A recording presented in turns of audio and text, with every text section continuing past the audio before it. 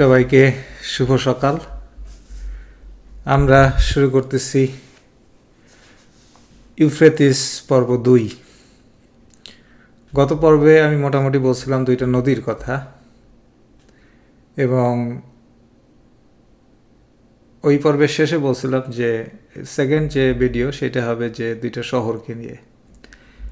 দুইটা নদী ছিল টাইগ্রিস এবং ইউফ্রেটিস।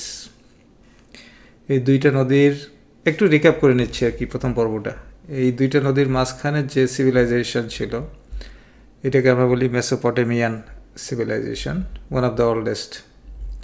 সমসাময়িক যেটা ছিল ইন্দুস ভ্যালি, এবং তার কিছু পরে ইজিপশিয়ান সিভিলাইজেশন আসে নীল নদের পাশে। তো সেই পর্বে টাইগ্রিস এবং ইউফ্রেটিস নদীর মাহাত্ম্য এবং কিভাবে কিছু প্রাকৃতিক চ্যালেঞ্জকে মানুষ সুবিধায় পরিণত করে একটা সভ্যতার ভিত্তিবস্তু স্থাপন করে, সেই সম্পর্কে আমরা কিছু কথা বলতেছিলাম। Long story short, we're talking about Mesopotamian civilization, and now we're going to talk about cities. তা আমরা গত পর্বে এটাও বলছিলাম যে আমরা সিটি স্টেট বলতে যেটা বুঝি সেটা গ্রিকের যে সিটি স্টেট ছিল আমরা জানি, যেমন ছিল জয়ী। গ্রিকের সিটি স্টেটগুলোর নাম কি ছিল? একটা পার্থা আর একটা কি ছিল?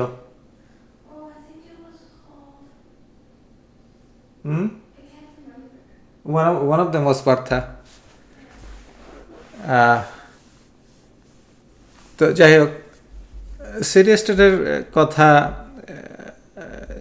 বলতেছিলাম যে সুমেরীয় যে সভ্যতা, ওইখানে আসলে সিটি স্টেটের ধারণাটা প্রথম শুরু হয়, যে একটা সিটি এক একজন রাজা থাকতো। তখন এম্পায়ার বা সাম্রাজ্য বলতে যেটা আমরা বুঝি সেটা তৈরি হয় নাই। সেটা তৈরি হয়েছে খ্রিস্টপূর্ব 2330 সালের দিকে এসে। I mentioned that also. But yesterday when I started, I said that it all started, we need a starting point. It was long time ago. খ্রিস্টপূর্ব 5000 বছর আগে থেকে আমরা শুরু করছি এই অত্র অঞ্চলের কথা, এবং এই সুমেরিয়ান বা Mesopotamian civilisation is the oldest one, কাজে ওখান থেকে আমরা শুরু করছিলাম। এবং আমরা বলছিলাম যে 2300 সালের দিকে এসে একটা হয়, একটা সভ্যতা শুরু হয়, একটা সাম্রাজ্য তো বলতে আমরা যেটা বুঝি যে একটা ছোটো জায়গা না, অনেক বড় জায়গা। যেমন পার্সিয়ান এম্পায়ার ছিল, রোমান এম্পায়ার ছিল, গ্রিক এম্পায়ার ছিল, তারপরে আমাদের ইসলামিক খেলাফতের সময় বড় বড় এম্পায়ার ছিল। হ্যাঁ, এগুলি হলো বিশাল একটা অঞ্চল, দেখা গেলো কয়েকটা উপমহাদেশ মিলে বিস্তৃত। তো সেটা আমরা গত পর্বে আমি বলতেছিলাম একটা কথা, সেটা হচ্ছে যে আপনার which year was that, like যে 2330 সাল সম্ভবত। এটার নাম ছিল আক্কাদিয়ান।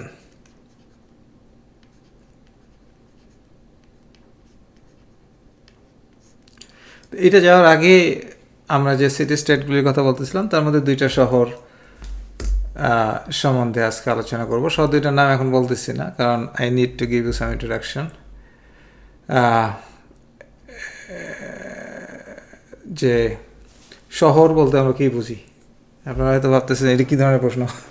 শহর বলতে আমরা কী বুঝি? শহর তো শহর, হ্যাঁ, যাহা গ্রাম নয় তাহাই শহর।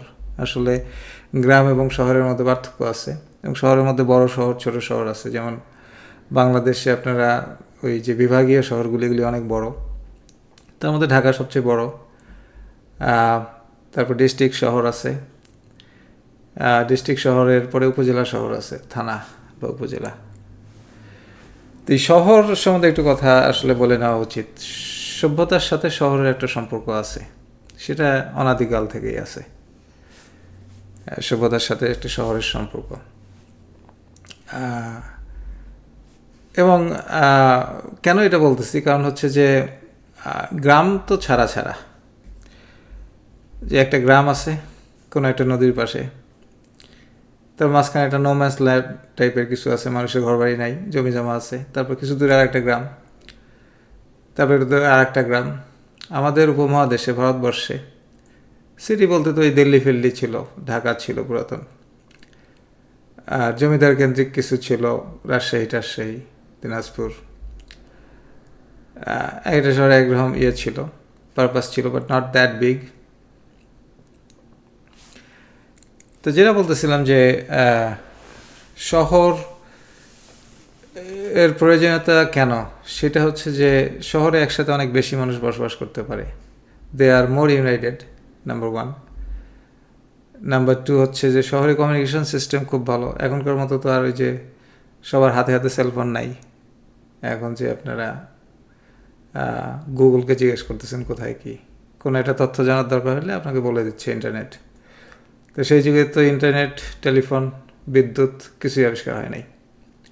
তো গ্রামে আসলে খবর পৌঁছাইতো না, গ্রামে কোনোভাবেই খবর পৌঁছাইতো না, কাজেই প্রত্যেকটা গ্রাম ছিল বিচ্ছিন্ন। আমাদের ভারতবর্ষের কথা বলতেছি, পরে আমি আসতেছি এই মেসোপটেমিয়ান যে সিটি বা শহর, এটা ছিল আরেক ধরনের শহর। হ্যাঁ, আমরা এখন শহর বলতে যেটা বুঝি, শহরকে আমি 3 ভাগে ভাগ করছি, আপনারা হয়তো দেখতেছেন এখানে: modern city, middle age city and ancient city. I'll talk about that little bit. But যেটা বলতেছিলাম যে শহরে মানুষ বিচ্ছিন্নভাবে থাকে। শহর ছিল একটা, আমাদের দেশে শহর ছিল একটা রাষ্ট্রের মতো স্বয়ংসম্পূর্ণ। যেমন একটা শহরে, একটা গ্রামের কথা বলতেছি আসলে, আমাদের গ্রাম, আমিও গ্রামের ছেলে। আমাদের 2-3 ঘর পাশেই ছিল একটা ব্ল্যাক স্মিথ বা কামার। ওনার নামটা আমি ভুলে গেছি, বাট ওনার একজন ছেলে ছিল সন্তোষ, আমার ফ্রেন্ড ছিল গ্রামের। কুমোর ছিল গ্রামে, মাটির পাতিল তৈরি করতো যারা। তার মানে কারিগর যে সমস্ত দরকার আমাদের দৈনন্দিন জীবনে, খাবারের পাশাপাশি তো কিছু জিনিস দরকার, যেমন কাপড় দরকার। কাজেই ঘরের ওই উঠানে তাঁত শিল্পে, মানে তাঁত ছিল, চরকা স্বয়ংসম্পূর্ণ ছিল। বাট স্বয়ংসম্পূর্ণর মানে যে উন্নত, এটা কিন্তু না। আমরা তো এখনকার যে বিশ্ব ব্যবস্থার দিকে যখন দেখি, যে আমরা বলি যে it is a global village.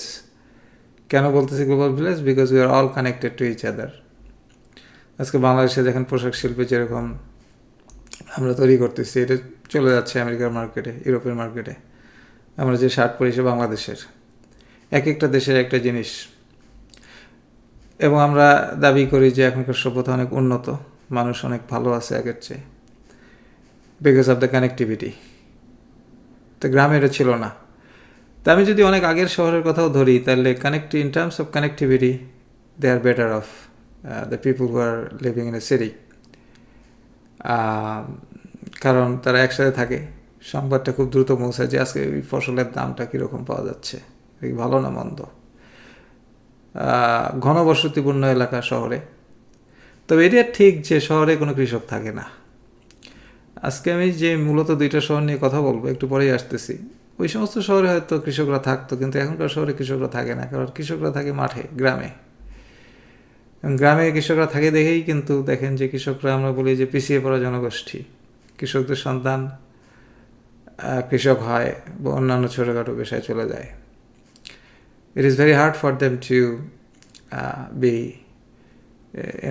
যে মিডল ক্লাস বা আপার ক্লাস বা ধনী হওয়ার সুযোগ খুব কম থাকে। আমরা যখন ছোটো ছিলাম, ছোটো মানে স্কুলে তো পড়ছি গ্রামের স্কুলে, শহরে। তারপর ইন্টারমিডিয়েট পাস করার পর যখন ঢাকায় আসলাম, তখন খুশি দেখে গে আমি শেষ পর্যন্ত I ended up in Dhaka city. আমি যখন ইন্টারমিডিয়েট পাস করি, দেখেন আমি আসলে এক প্রসঙ্গ থেকে আরেক প্রসঙ্গ চলে যাচ্ছি, এটা যাবই আমি শাখা থেকে প্রশাখায়, because I am not telling you the history. আমি একটু আড্ডার মেজাজে, আড্ডা দেওয়ার ভঙ্গিতে কথাবার্তা বলতে পছন্দ করি। তো যাই হোক না কেন, যেটা বলতেছিলাম যে ঢাকায় গেলাম, খুব খুশি। সেই সময় ইন্টারমিডিয়েট পাস করার পরে তো ইউনিভার্সিটিতে ভর্তি হতে হবে। তো বাংলাদেশে যেটা হয় যে ডাক্তার হইতে হবে অথবা ইঞ্জিনিয়ার হইতে হবে, সবার স্বপ্ন থাকে বাপ মায়ের। আমার বাপ মায়ের ওরকম নির্দিষ্ট কোনো স্বপ্ন ছিল না, বাট আমাদের সব ভাই বোন মোটামুটি একটা ওই দিকেই ছিল যে ইউনিভার্সিটি অথবা টেকনিক্যাল, ডাক্তার বা ইঞ্জিনিয়ার আমাদের ফ্যামিলিতে ছিল। এবং আমি 2টা জায়গাতেই চান্স পাই, মেডিকেলে এবং ইয়েতে ইঞ্জিনিয়ারিংয়ে, বাট আমার মেডিকেল ছিল দিনাজপুর।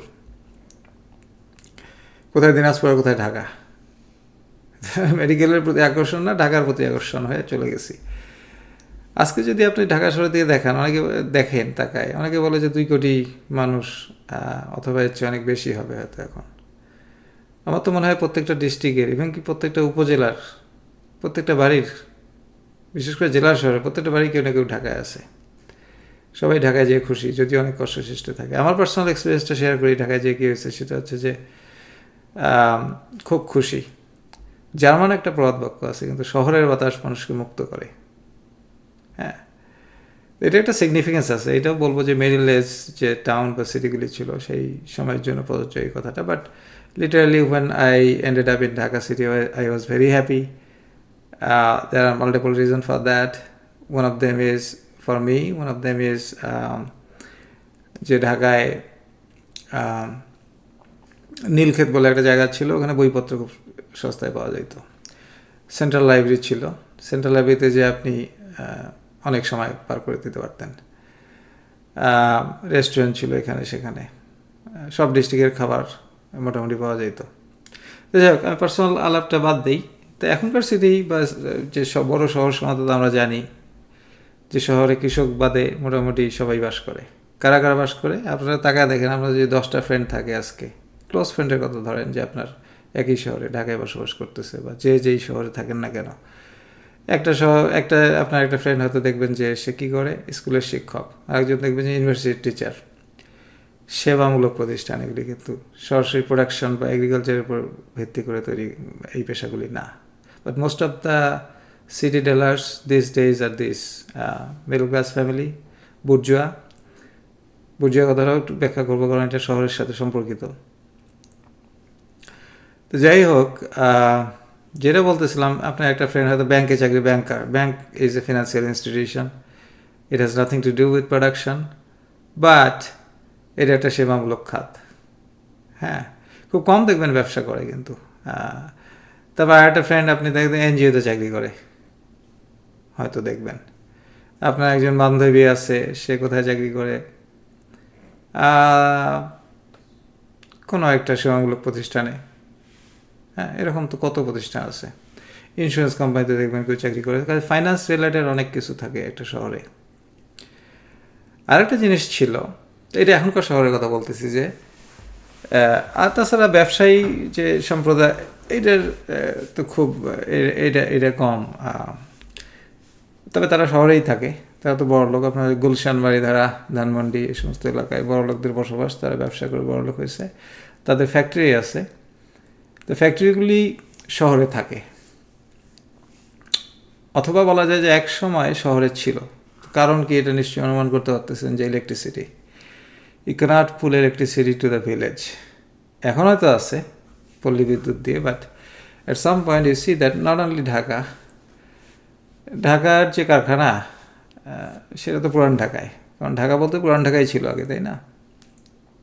ছোটো ছোটো যে কারখানা ছিল, তারপরে এখন আস্তে আস্তে সাভারের দিকে গেছে, নবীনগরের দিকে গেছে। তারপরে এখন আরেকটা ট্রেন্ড শুরু হয়েছে যে ইপিজেড তৈরি করা। ইপিজেড হচ্ছে সুরক্ষিত জায়গা, এখানে কলকারখানা থাকে, নিরবিচ্ছিন্ন বিদ্যুৎ দেওয়ার চেষ্টা করা হয়, ইত্যাদি ইত্যাদি। কাজেই একেবারে শহরের প্রাণকেন্দ্রে না থেকে কারখানাগুলি বা শিল্প কলকারখানাগুলি বাইরে থাকে, এবং ওখানে যারা কাজ করে, মেইনলি শ্রমিক, গার্মেন্টস ফ্যাক্টরির কথাই ধরেন, তারা কিন্তু শহরের বাসিন্দা, বাট তারা লোয়ার লেভেল শহরের বাসিন্দা। আর কি থাকে, বিভিন্ন পেশা, ঠিক আছে, মূলত সেবামূলক পেশার সাথে যারা জড়িত বা যারা পড়তে আসছে, শিক্ষা প্রতিষ্ঠানের ছাত্র, একটা বিশাল অংশ, স্কুল কলেজের ছাত্র, ইউনিভার্সিটির ছাত্র, তারা একটা বিশাল অংশ শহরে থাকে। বাট আমি বিশ্ববিদ্যালয়ের ছাত্রই মেন করতেছি, কারণ স্কুল ছাত্র তো তার বাপ মা যেখানে থাকবে সেখানেই থাকে। আবার রিসেন্টলি ঢাকা শহরে একটা ট্রেন্ড হয়েছে যে সবাই ফ্যামিলিটা ঢাকায় রাখতে চায়, কারণ পড়াশোনার জন্য সুবিধা। So the reason I am telling all this is that everybody has a purpose to live in the city. এখন সেই জার্মান প্রবাদ বাক্য, শহরের বাতাস মানুষকে মুক্ত করে, কতটা সত্য আমি জানি না, but people ten two live in city, that we can see. এবং কিছু কলকারখানা থাকে, এখন পেরিফেরিতে চলে যাচ্ছে। আমি যে শহরে থাকি এখন, কানাডার ক্যালগেরি, এটা কিন্তু সেন্টারের কাছাকাছি কিছু কলকারখানা আছে, এটা পাওয়ার প্ল্যান্টও আছে। কারণ একসময় শহর ছোট ছিল, কারখানাগুলি রয়ে গেছে, এখন হলে হয়তো একটু পেরিফেরিতে হইতো। কাজেই শহরের মধ্যে আপনি এগুলি দেখবেন যে ধোয়া উঠতেছে চিমনিতে হঠাৎ করে। এইটা তাহলে মোটামুটি আমাদের এখনকার শহর সম্বন্ধে আমাদের একটা ধারণা হলো, তাই না? Now let's look back to middle age city. আগেকার সিটিগুলি কেমন ছিল? তা আগেকার সিটি সম্বন্ধে আলোচনা করার আগে যেটা আলোচনা করতে হবে যে একটা জিনিস, যে সেই সময়ের সমাজ ব্যবস্থা, আমরা যদি মনে করেন যে দ্য ইয়ার 1500 to 1800, এই তো বলা যায় মিডল এজ টাইম, তাই না? মানে আমরা বললাম যে শিল্প বিপ্লবের আগের সময় পর্যন্ত যদি মিডল এজ ধরি আমরা, তখনও তো শহর ছিল, তখনও শহর ছিল, সারা পৃথিবীতেই বিভিন্ন জায়গার শহর ছিল। যেমন সবচেয়ে বড় শহরটা ছিল লন্ডন। লন্ডন ছাড়াও যুক্তরাজ্যের অন্যান্য বড় বড় শহর ছিল, এবং পৃথিবীর অন্যান্য জায়গাতে ছিল। এবং সেই সময়টাতে যে সোশ্যাল সিস্টেম যেটা ছিল, এইটা পুঁজিবাদী সমাজ ব্যবস্থা ছিল না, এটা ছিল সামন্তবাদ বা ফিউডালিজম যেটা আমরা বলি। সামন্তবাদ বলতে আমাদের দেশে জমিদার কথা, জমিদার তো উচ্ছন্ন হইলে, প্রথা বিলুপ্ত হইলে যেমন পাকিস্তান আমলে এসে আইন করে, তাই না? তার এক পর্যন্ত জমিদার ছিল এবং এরা খুব আরামে, ওই যে 1793 সালে আমাদের কোম্পানির শাসন আমলে চিরস্থায়ী বন্দোবস্তের মাধ্যমে মানুষের কাছ থেকে জমি জমা কিনে নিয়ে, যে জমিদার, তুমি জমির মালিক। হ্যাঁ, প্রথমে মালিক ছিল না, পরে ওদেরকে মালিক বানায় দেওয়া হয়। হঠাৎ করে দেখা গেলো যে আমার জমি ছিল, সাধারণ মানুষ ওই জমিগুলো নাই, কাজেই জমিদারদের মালিক করে দেয় কোম্পানির লোকরা, ইস্ট ইন্ডিয়া কোম্পানি, যে তোমার খাজনা আদায় করবে, আমাদেরকে দিবা। সারা পৃথিবীতে কিন্তু একই সিস্টেম ছিল, এদেরকে ফিউডাল লর্ড বলা হতো। তো এদের পারপাস একটাই ছিল যে বিশাল একটা প্রাসাদ থাকতো, গ্রামের মধ্যেও থাকতে পারতো। আপনার এখনও যদি বিভিন্ন যে জমিদারি যে শহরগুলি, কিছু শহর আবার আছে যে জমিদারি শহর, যেমন দিনাজপুর, রাজশাহী, আমি একটু বললাম। কিছু শহর, যেমন আমি লালমনিরহাট শহর থেকে আসছি, এটা হচ্ছে রেল কমিউনিকেশন হাব ছিল একটা লালমনিরহাট, এটার উদ্দেশ্যই ছিল রেল। আমিও রেলের ছেলে, আমার বাবা রেলে চাকরি করতেন। তো যাই হোক, জমিদারি যে সিটিগুলি ছিল, ওখানে জমিদারদের বাড়ি ছিল, বা গ্রামেগঞ্জেও দেখবেন যে জমিদারি তৈরি হয়েছে, এবং জমিদারি বিভিন্নভাবে হাত বদল হয়েছে। একসময় দেখা গেলো যে টাকা পয়সার লোক যারা ওই ঘটিতে করে টাকা জমাইতো, মাটির নিচে টাকা জমাইতো, বিভিন্নভাবে টাকা জমাইতো যারা, তারা জমিদারি কিনছে, সেটার ইতিহাস আলাদা। যেটা বলতেছে feudalism system is like that. বিশাল প্রাসাদ তৈরি করতো, আলিশান প্রাসাদ, দেখতে সুন্দর, এখনও আছে সেগুলির স্মৃতির জন্য জমিদার বাড়ি। ওখানে বসে বসে মজা করতো, ট্যাক্স আদায় করতো, আর ইচ্ছা মতো নিপীড়ন করো প্রজাদের উপর। সারা পৃথিবীতে, not only Bangladesh, India, all over the. কারণ সেই সময় মেইন ইকোনমি ছিল হচ্ছে কৃষি। কাজেই আবাদ করবে কেউ, ওই চাষাভুষার আবাদ করবে, চাষাভুষার আবাদ করবে, আমি বসে বসে সেই মজাটা নিয়ে নেব, ঠিক আছে? তাই এখন সিস্টেম অনেক ছিল। তাহলে ইউরোপের দিকে সিস্টেম এরকম ছিল যে বেগার খাটা, বেগার খাটা মানে জমিদাররা বলতো যে এই কৃষক, ছোট লোক, তোমরা যারা আছো, তোমরা, তোমাদের একটু জমি দিলাম, এই জমিগুলো তোমরা চাষ করবা, জমি তোমরা চাষ করার পরে এসে করবা, আমার যে বিশাল জমি আছে আমার নামে, হ্যাঁ, সেগুলিতে বেকার খাটবা ম্যাক্সিমাম টাইম। সপ্তাহে হয়তো দেখা গেলো 4 দিন আমার জমিতে করবা, 3 দিন তোমাদের জমিতে করবো, এইভাবে তোমরা সংসার চালাবা। বেশি নিপীড়ন করলে তো আর বাঁচতেই পারবে না, তখন আবার উৎপাদন করবে। কাজেই তারপরে check and balance, trade off between this. তো এরকম করতে করতে এক সময় ইংল্যান্ডে যেটা হলো, যে ইংল্যান্ডের উদাহরণটাই দেই, পৃথিবীর সব জায়গাতে এরকম উদাহরণ আছে। সেটা হচ্ছে যে এক সময় দেখা গেলো যে আচ্ছা, আমরা কৃষিকাজ করার বদলে জামা কাপড় তৈরি তো সবসময় একটা চ্যালেঞ্জিং বিষয় ছিল। আমাদের দেশে যেমন তুলার গাছ হয়, তাই না? বাংলাদেশে আপনি যে গ্রামে যান দেখবেন শিমুল তুলা উঠতেছে, কত সুন্দর, কার্পাস, শিমুল, এগুলো গাছে হয়। কে যেন একটা গল্প মনে পড়লো, যে কোন যেন ব্রিটেন থেকে কে যেন আসে, সে অবাক হয়ে দেখতেছে, আরে এইখানে উল তৈরি হয় গাছ থেকে, ভেড়ার লোম থেকে হয় না। ইংল্যান্ডে ছিল যে ভেড়া চাষ শুরু হলো, কারণ ভেড়া যখন বড় হয়, ভেড়ার তো ককড়া চক্র মানে লোম থাকে না ল্যাম্বের, সেটা কাটে কেচি দিয়ে, কেটে ওটাতে সুতো বানায়, ওটা গরম হয় খুব আবার ওই উলের পোশাক। তো দেখা গেলো যে কৃষিকাজের পাশে ওইটা বড় বড় একটা শুরু করলো, এবং কৃষকদের বললো তোমরা চলে আসো কৃষির কাজে আরও একটু সময় দাও, যে ভেড়ার লোম টম দিয়ে আমাদের বানাইতে হবে। তখন একটা ব্যবস্থা ওখানে হইলো কি, যে কিছু ওই কৃষক পালায় গেল শহরে, লন্ডন বা অন্যান্য শহরে। তো সেই সময় তো ইংল্যান্ডে বিভিন্ন রাজারা শাসন করত, এবং রাজারা সেই সময় একটা মজার ব্যাপার হইতো যে, আমি একটু নিচে যাচ্ছি, এটার দরকার এখানে ফেরত আসবো। হ্যাঁ, এখানে then that time the king of England, okay, England বা যেই ফর্মেই থাক না কেন, কিং অফ ইংল্যান্ড, তারা আইন বিক্রি করত। এইটা আবার কেমন কথা বললাম, যে আইন আবার কীভাবে বিক্রি করে। তো ছোটো ছোটো, এটা একটা জায়গা ছিল, এটা একটা জায়গা ছিল, এটা একটা জায়গা ছিল, ধরেন ভিলেজ বা গ্রাম বা ছোটো শহর। এই শহরের জন্য তারা লোকদের, বড় লোকরা রাজাকে যে ধরতো, যে আমরা একটা বণিক সম্প্রদায় আছি, যেমন স্বর্ণকার, আমরা সোনাদানা তৈরি করব, কিন্তু আমাদের একটা গিল্ড, এখানে একটা কথা বলতে হয়, গিল্ড, আমাদের গিল্ড আছে, এই গিল্ডে আমরা এককভাবে, মানে এটা কি সিন্ডিকেট তৈরি করে আমরা জিনিসপত্রের দাম টাম সব কিছু করবো এখানে, যাতে এই ব্যবসা নতুন করে ঢুকতে না পারে। এবং এই সমস্ত আইন যে তৈরি করতো, যে নতুন করে ঢুকতে গেলে এত টাকা কর দিতে হবে, ট্যাক্স দিতে হবে, হাবি যাবি, যাতে খুব কঠিন করে ফেলছে। এই জন্য তো ইউ নিড এ ল। এই লয়ের জন্য তারা এই রাজাকে বলতো যে, রাজা তুমি আমাদেরকে এই লটা বিক্রি করো। রাজা তখন একটা চার্টার বানায় এই এলাকাটায়। হ্যাঁ, এই এলাকার জন্য এক ধরনের নিয়ম, এইখানে আর এক ধরনের নিয়ম, চার্টার। তো সবাই দেখেন এই টাকার ধান্দা দিয়ে আছে, কিন্তু বিক্রি করছে চার্টার রাজা। আইন বিক্রি করে দিলাম, তোমাদের জন্য একটা গিল্ড আছে, এই গিল্ডেতে ছোটো ছোটো গ্রামে।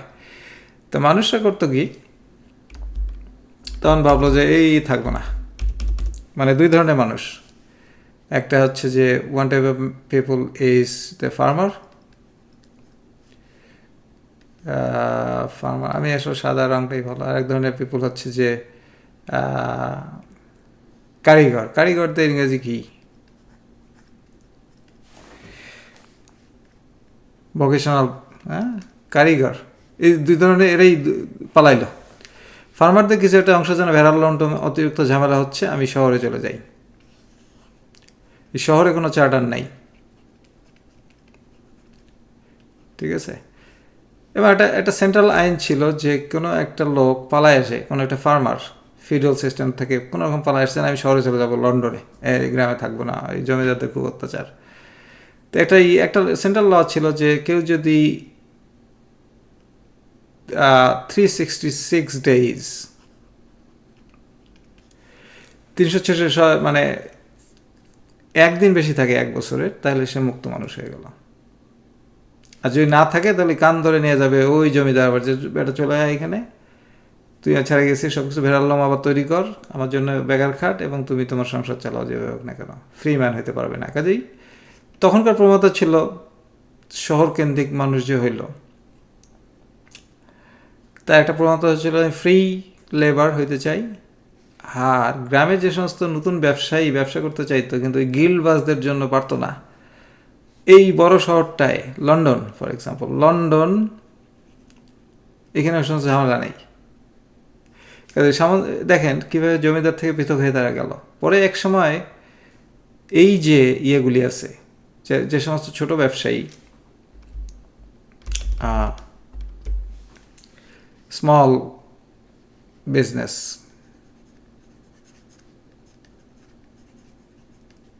যে সমস্ত ছোট ব্যবসায়ী, তারা শহরে আসলো উইথ সাম ক্যাপিটাল, মূলধন নিয়ে। হ্যাঁ, এরা কিন্তু ওই যে গিল্ড ব্যবস্থা বা ওই যে আপনার জমিদার, যেটা ফিউডাল লর্ড থেকে পৃথক হয়ে গেল, আসে শহরে ছোট ব্যবসা শুরু করলো, এবং বিকাম রিচ।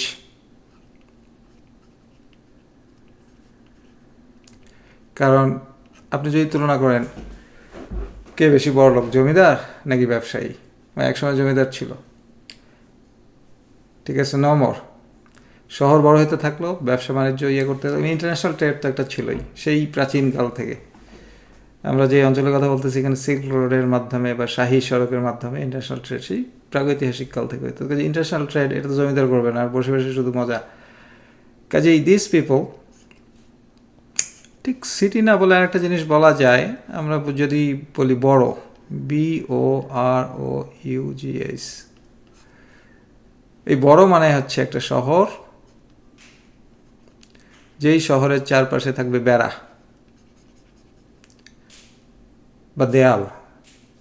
তার মানে এমন একটা দুর্গ বা এমন একটা শহর যেখানে নিরাপত্তা ব্যবস্থা, ফিজিক্যাল নিরাপত্তা ব্যবস্থা আছে, যে বাইরে থেকে এখানে কেউ আসতে পারবে না, ডিস্টার্ব করতে পারবে না, চুরি করার জন্য কেউ আসতে পারবে না। এই এলাকায় থাকতো বড়। যেমন আমি তো কানাডায় থাকি, যখন টরন্টোতে ছিলাম তখন একটা জায়গায় ছিলাম, এটার নাম ছিল স্কারবরো।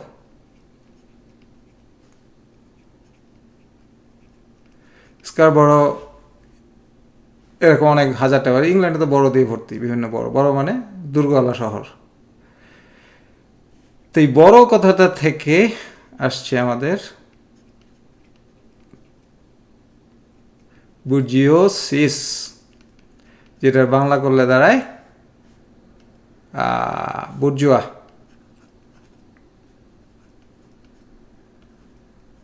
বোঝা গেল জিনিসটা? এখন ধারণাটা কোথায় থেকে? পরে তো এরা ল্যাঙ্গুয়ে ফেলাই দিছে, কই কোথায় জমিদার আছে কিছু শুনে, this people are rich, they are controlling the world right now, এবং তারাই সব কিছু করতেছে। প্রয়োজনে শেষের দিকে জমিদার টমিদার কিনে নিয়েছিল, অনেক কিছু বিশাল প্রভাব এখন সারা পৃথিবীর চিত্র হচ্ছে। এই যে এখন যে Donald Trump went to China with বাঞ্চেস of billionaire, যেটা বলবো, তারা কি ব্যবসায়ী, বুর্জুয়া। এইটা হলো পুঁজিবাদী ব্যবস্থা, বুর্জুয়া, ঠিক আছে। তাহলে আমাদের যেটা আমি আলোচনা শুরু করছিলাম আসলে দেখেন, সেটা হচ্ছে যে সিটি, তার মানে বোঝা গেল যে মডার্ন সিটির কথা প্রথমে বলছি, মিডল ইস্ট সিটির কথা বলছি, এবং কেন মানুষ সিটি তৈরি করার জন্য আকৃষ্ট হয়ে গেছিলো সেটা বলছি। যেটা বলি না হচ্ছে এনসিয়েন্ট, যেটা নিয়ে আজকে আসলে আমাদের আলোচনার বিষয়বস্তু ছিল, কিন্তু ইন্ট্রোডাকশন দিতেই দেখেন শেষ। তো ঠিক আছে, let's talk about old city, ঠিক আছে, ওল্ড সিটি। এবং এই দুইটা সিটির কথা আজকে মানে আজকে না, পরের ভিডিওতে চলে যেতে হবে। উর এবং উরুক, এটা হচ্ছে Mesopotamian. Now just come to the point. আমাদের এই সিরিজের নাম হচ্ছে ইউফ্রেটিস অথবা মেসোপটেমিয়ান সিভিলাইজেশন। এইখানে আমাদের 5000 বছর থেকে সেই আক্কাদিয়ান সিভিলাইজেশন আসার আগে যে শহরভিত্তিক ব্যবস্থা ছিল বা সিটি স্টেট, তার মধ্যে এইটা ছিল একটা উর আর ছিল একটা উরুক। স্পেশালি আজকে আর সময় নাই, ভিডিও বড় হয়ে যাচ্ছে, দুইটা শহর আবার পরে ভিডিও চলে যাবে। কিন্তু আমি বলতেছি প্রাচীন শহরের মূল আকর্ষণ কী ছিল, কেন তারা এই প্রাচীন শহরগুলোতে আসতে চাইতো। তার একটা কারণ হচ্ছে যে ইউনাইটেড থাকা যায়, একটা কারণ হচ্ছে ইউনাইটেড থাকা যায়। এই আপনার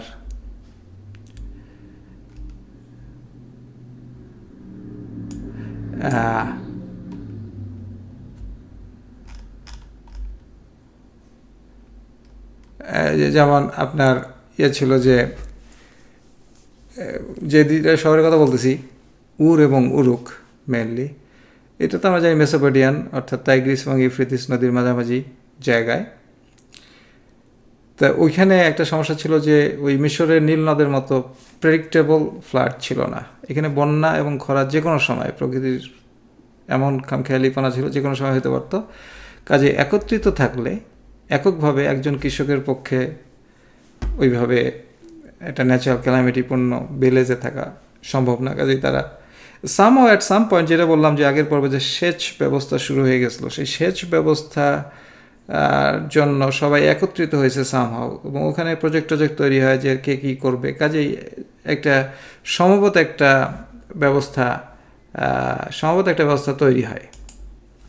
এবং এখানে একটা জিনিস প্লে করে খুবই ইম্পর্টেন্ট, সেটা হচ্ছে যে আপনার হিউম্যান রিসোর্স। যখন অনেক মানুষ জড়ো হইল যে টাইগ্রিস ইউফ্রেটিস নদীর সেচ ব্যবস্থা করার জন্য, তখন তাদেরকে ম্যাসকে হিউম্যান রিসোর্স তৈরি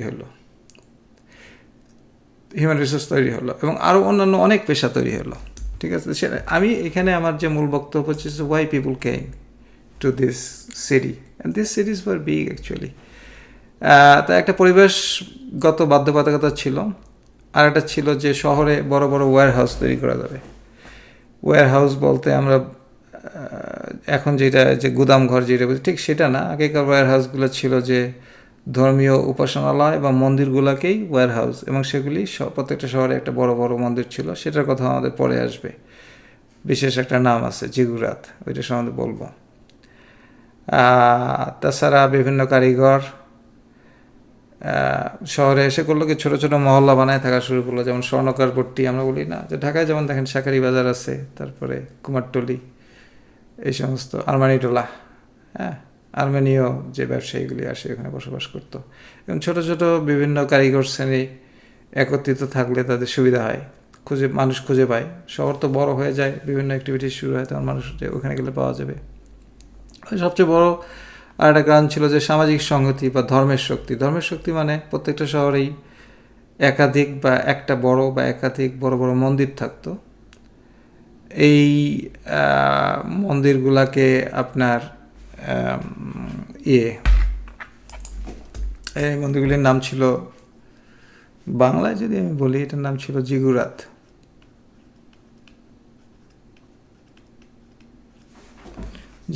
আর ইংরেজিতে বললে জিগুরাত।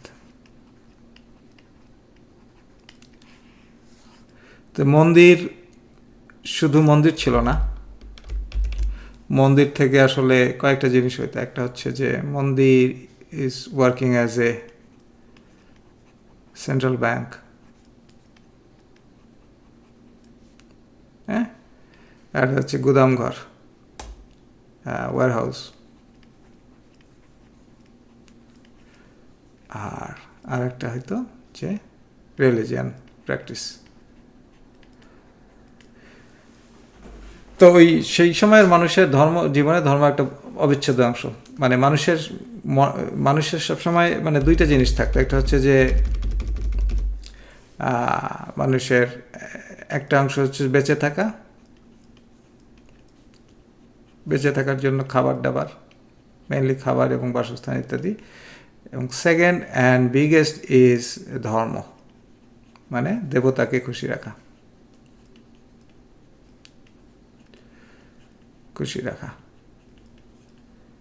তো গ্রামে কিন্তু মন্দির নাই, কিন্তু সবাই যখন শুনলো আশেপাশের মানুষ যে ওই শহরের মধ্যে আছে জিগুরাত, ওখানে দেবতাদের পূজা হয়।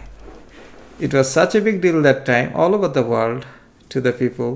Religion is part and parcel, bread and butter of their everyday life. এখানে আজকেই সমাপ্ত করতেছি, এবং নেক্সট পর্ব যেটা হবে সেটা হচ্ছে একেবারে এই দুইটা শহর সম্বন্ধে আমরা বিস্তারিত আলোচনা করব। তো সবাইকে ধন্যবাদ, এবং নেক্সট পর্ব দেখার আমন্ত্রণ জানাই আমি এখানেই শেষ করতেছি। Thank you.